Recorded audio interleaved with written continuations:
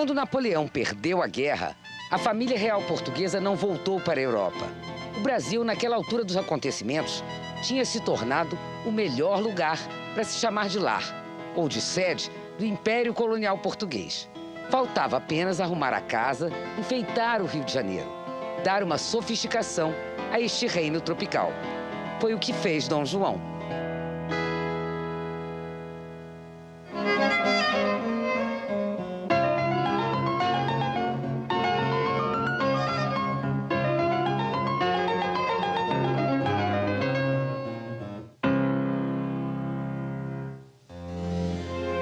Em Viena, um congresso reuniu os representantes de todos os países envolvidos nas guerras napoleônicas. Era preciso determinar o futuro da Europa, negociar os tratados de paz. Em Paris, os aliados de Napoleão e todos os que dependiam do antigo imperador dos franceses procuravam refúgio em outras partes do mundo. Um grupo de pintores, escultores e arquitetos pediu o apoio do czar da Rússia, Alexandre I. A partir do contexto histórico aqui na França, a partir da restauração francesa, né, e que os artistas que trabalhavam para Napoleão Bonaparte não tinham mais acesso ao mercado e ficaram ignorados. Alguns conseguiram manter-se, como Fontana, por exemplo, que, aliás, era muito amigo de Debré e Grandjean de Montigny, que é um grande arquiteto que foi ao Rio de Janeiro.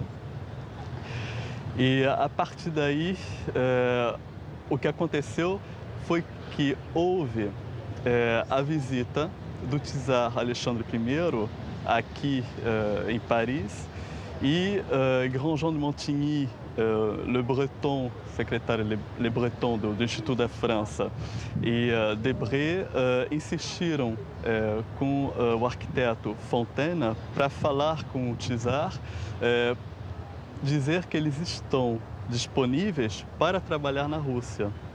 Mas acontece que esse pedido é negligenciado e totalmente desprezado.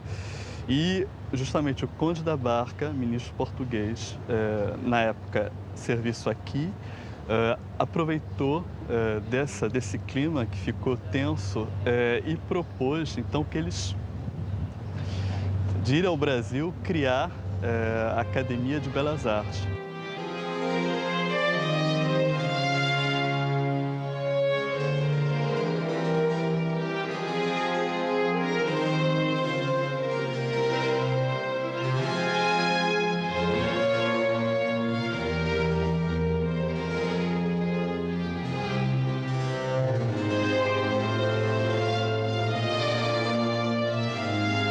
Um dos primeiros a aceitar abrigo na corte tropical foi o pintor Nicolas Antoine Tonnet,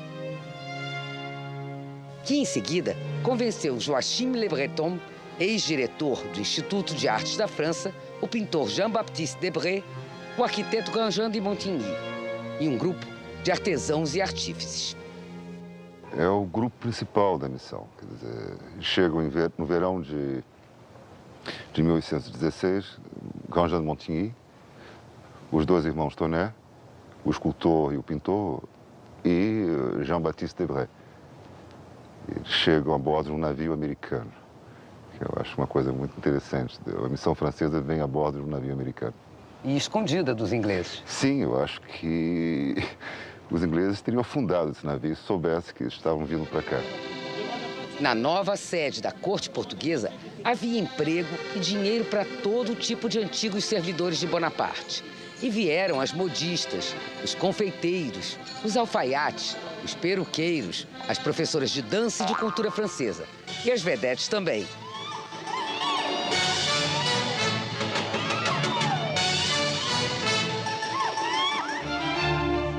No Rio, a Rua do Ouvidor é a primeira a se afrancesar, com seus sobrados e lojas que ofereciam um festival de produtos europeus. Uma nova moda iria tomar as ruas. As mulheres já podiam passear com seus vestidos de corte império, uma versão mais tropical do que se usava em Paris. Surgiam cafés, hotéis, restaurantes e até as padarias passaram a fazer pão como na França. As sacaduras e os pães saloios dariam lugar aos croissants e pãezinhos franceses. Criaram-se as hospedarias, as estalagens. O estrangeiro mandava lavar a roupa fora. Por exemplo, a Branca, que é uma empresária que tem várias escravas para ir lavar a roupa ao rio, isso é uma profissão nova para essa mulher branca que compra as escravas de ganho para elas entrarem no negócio dela, que é o que a gente hoje chamaria a lavanderia da época, não é? Porque todos os estrangeiros precisam ter quem cuide da roupa deles, né? E então há toda uma série de serviços que são serviços... Né? Por exemplo, as casas de pasto, que se chamava, não se chamava muito restaurante nessa época, era a casa de pasto. A casa de pasto que serve as refeições, porque não havia esse serviço, ninguém comia fora, todo mundo comia em casa. Então tem que haver um serviço para atender esses que vêm de fora e que não estão instalados na sua farinha de trigo que vinha do Rio Grande. Então já havia trigo suficiente, não precisava do trigo europeu, vinha do sul do Brasil.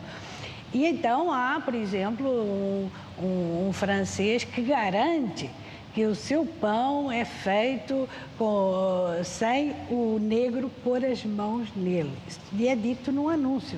Quer dizer, a coisa de que o pão é feito à europeia, sem a mão de obra negra.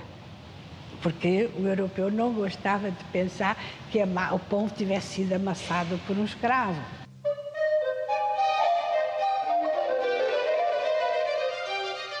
Além de modificar o cotidiano do Rio, os franceses principalmente e outros viajantes iriam também deixar para sempre, em memórias de viagem, gravuras e telas, a mais completa documentação do Brasil daquela época. Um país que mudava num ritmo estonteante.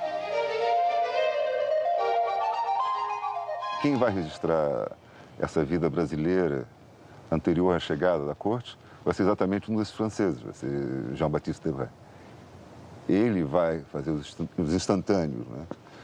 Tem um trecho do Viagem Pitoresca onde ele comenta que algumas coisas, quando ele decide fazer esse livro, que é por volta de 1820, ele, depois de já estar aqui 4 anos, ele tem que lembrar de cabeça. Tamanha é a velocidade com que os costumes mudam no Rio de Janeiro.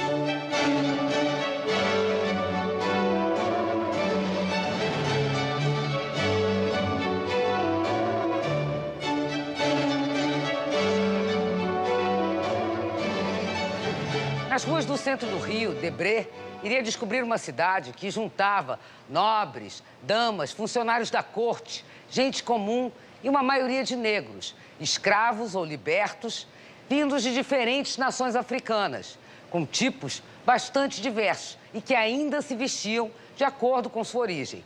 Essa mistura colorida e exótica encantou o pintor.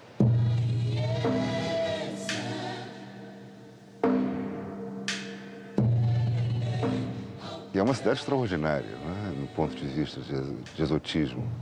Apesar de você ter até hoje uma população excludente, uma população de rua, essa população de rua, né, ela adquire um caráter muito mais de lumpesinato, ela perde sua identidade cultural, que naquela época, apesar dos escravos, eles conservavam ainda uma noção de nação, quer dizer, havia escravos mouros, né, muçulmanos, havia todo um universo, nobreza. Claro. Então, essa sociedade ela era muito integrada nesse ponto. E a vinda deles para tentar modificar essa sociedade é uma coisa que vai ser modificada nos salões. Então ele vai modificar o comportamento das elites. O cotidiano vai durar ainda bastante. Quer dizer, eu acho que o Rio de Janeiro só perde esse ar colonial de todo com a República, com as reformas do início do século XX. Jean-Baptiste Debray foi uma espécie de repórter. Sentado nas esquinas, documentou a lápis e a carvão, em cadernos, esse cotidiano das ruas, os escravos vindos de cada nação africana. Em telas, iria retratar o luxo da corte. São dele os quadros que retratam a aclamação de Dom João, a chegada de Dona Leopoldina, Dom Pedro, Dona Carlota, as damas do Brasil. Pintor da corte, Debray foi o autor da tela que retrata a aclamação de Dom Pedro I, nos mesmos moldes do famoso quadro da Sagração de Napoleão Bonaparte, pintado por seu professor Jacques-Louis David. Ele desenhou também a bandeira do Brasil independente. Foi Debré, junto com o arquiteto Grandjean de Montigny, o criador de carros, guirlandas, arcos do triunfo, que seriam usados nos muitos desfiles da corte. Mas Grandjean, que não ficou tão famoso, mudou a face da arquitetura do Rio naquele período. A principal obra que ele deixou por aqui foi a antiga sede da alfândega, onde também funcionava a Bolsa de Negócios. Hoje, a Casa França Brasil, no centro do Rio. E é impossível para alguém que entre neste edifício em que ele não sinta a densidade do espaço, né? O sistema de vãos, o sistema de proporções, né? E isso vem de uma mudança que está acontecendo justamente na passagem do século XIX para o século XVIII para o século XIX, nesse período que Grandjean está aprendendo a ser arquiteto, que é a passagem da arquitetura como uma linguagem estilística, isto é, greco-romana e tudo isso, para um entendimento da arquitetura como uma experiência espacial forte, né? A gente tem que imaginar que Grandjean cresceu aprendendo um sentido novo do sentir, com uma atenção muito grande, não só para o que se olha, mas para o que se sente. E a ambição desses arquitetos, desse momento de Grandjean, de alguns arquitetos que o Grandjean está seguindo nesse período, é justamente de fazer com que a arquitetura seja uma experiência que eu sinta os planos, eu sinta os vãos, eu sinta o côncavo, eu sinta o convexo, eu sinta o alto, eu sinta o baixo.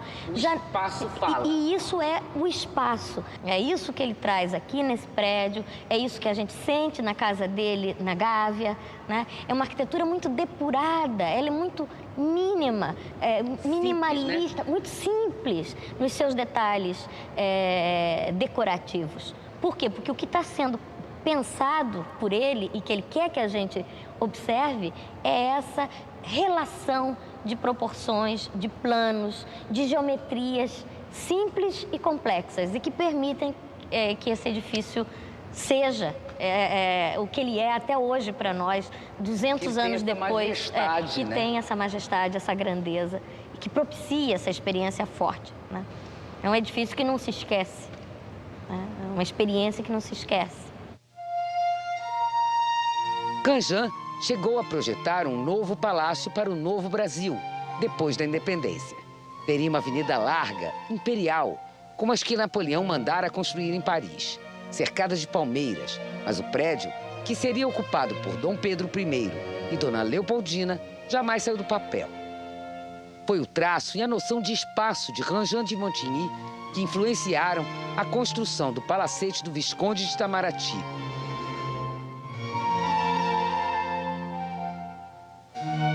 A Casa da Moeda, hoje Arquivo Nacional, foi baseada em esboços de Grandjean.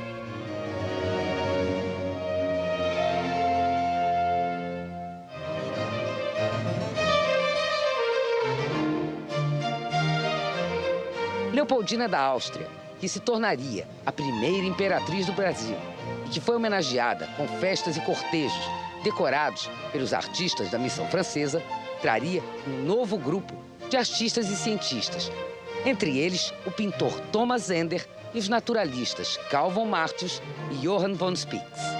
Naquela época, os naturalistas aportavam as dezenas por aqui, do francês Auguste de Saint-Hilaire, um botânico idoso que restringiu seu trabalho ao Rio de Janeiro, ao alemão Georg von Langsdorff, um barão naturalista e aventureiro que esteve no Brasil em 1804 e retornou contratado pelo czar da Rússia para chefiar uma enorme expedição no Brasil.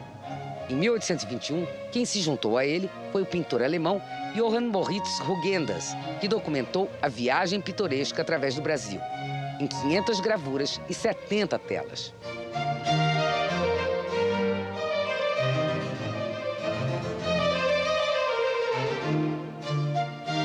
O príncipe da Renânia, Maximiliano von Neuwied, foi mais um naturalista que viveu por aqui. Chegou escondido sob o pseudônimo de Max von Braunsberg e levou para a Alemanha 2 navios carregados de minerais, animais e vegetais. inclusive um casal de índios botocudos que morreu antes de chegar à Europa.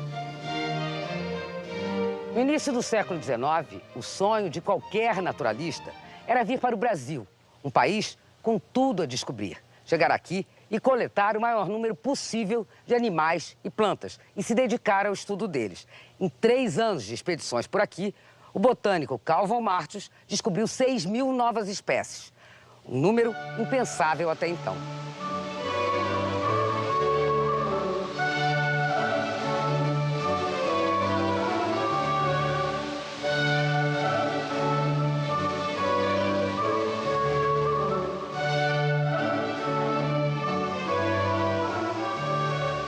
E eles começam a fazer um tipo de ciência muito moderna para a época também, né?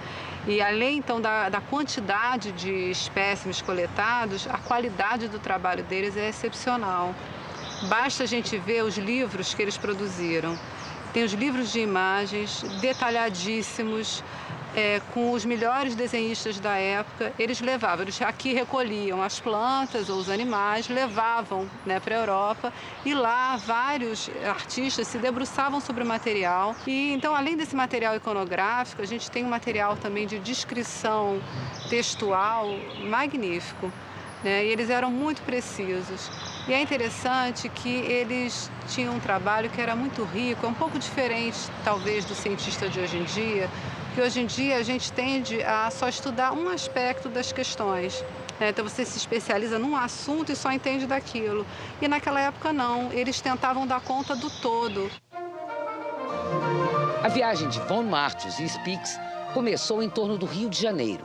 Os naturalistas fizeram expedições a São Paulo e Minas Gerais, de lá ao sul do país. E depois disso, organizaram mais longa e perigosa viagem. Pelo Nordeste, chegaram até a Amazônia, a nascente do rio Juruá, uma região pouco explorada até hoje.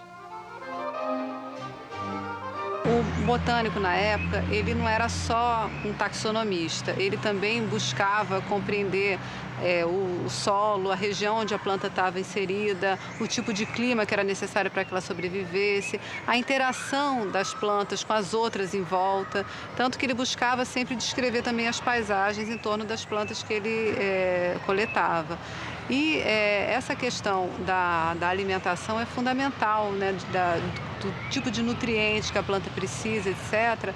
Até porque eles tinham sempre essa perspectiva de estudar as plantas na história. O Martius, ele tinha um olhar que incluía o tempo também. Então, por exemplo, quando ele descreve os indígenas brasileiros, ele, através das plantas que os índios cultivavam, ele conseguia ver há quanto tempo aquela planta era domesticada pelos índios, ou um animal, por exemplo. Então, ele via, por exemplo, também as possibilidades de transplante de uma planta de um lugar para o outro, que os homens podem fazer isso, né, a partir da seleção, a partir do cuidado. Então, quando ele viu uma população humana se relacionando com plantas, ele também via a história desses humanos com essas plantas. De volta à Alemanha, Spix morreu em consequência de uma febre tropical.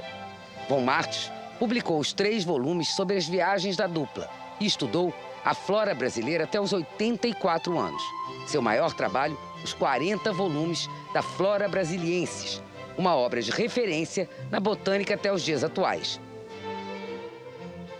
As coleções botânicas, zoológicas e etnográficas que eles fizeram são de tamanha importância que são referência ainda hoje. E é absolutamente notável como eles foram homens sensíveis, capazes de reconhecer a importância